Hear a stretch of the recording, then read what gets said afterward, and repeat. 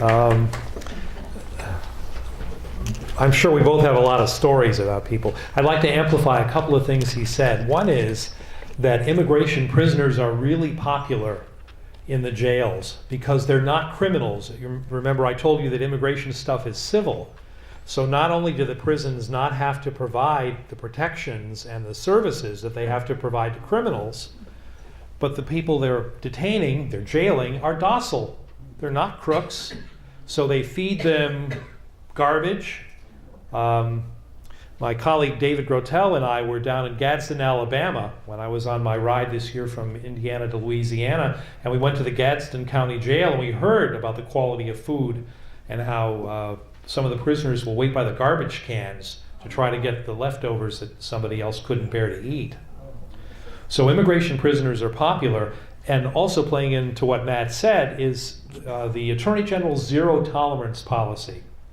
He was talking about things coming back to haunt you, which is mentioned a little bit on that yellow sheet. In the rest of society, we don't have zero tolerance. How long do you think a cop would keep her job in a patrol car if she gave a ticket to everybody who drove 56 miles an hour in a 55 zone? And states, including New York and virulently anti-immigrant Alabama, have had tax amnesties where they say, you are a tax cheat. You were cheating the public. You were stealing, but we'll forgive you if you pay, and we'll get a little interest, and we won't penalize you.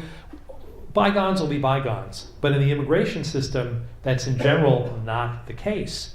Something you did years ago, even if when you did it, it didn't have an immigration consequence, they changed the law. They invent things like they have something called an aggravated felony, which doesn't exist in the criminal law, only in immigration law. They label things aggravated felonies because it sounds like, ooh, like murder followed by torture and then more murder. And it's nothing like that. They just decided to slap the label on it, and they say if you did something like that, even when it wasn't so designated years ago, now it's going to come back and haunt you. And when you apply to become an American citizen, say, after you've lived here for 50 years and you were brought at age 5 and you smoked too big a marijuana cigarette a couple of times when you were 18, and it's 40-some years later, they'll say, oh, you came in for your naturalization interview, we checked your records, and we're not only not going to let you be a citizen, we're going to take away your green card. It's that kind of thing that people are dealing with a system that comes out of Kafka, except it's real.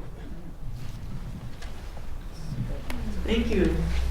Okay, so we're going to have questions now, and I'm going to get their microphone. So, Tris,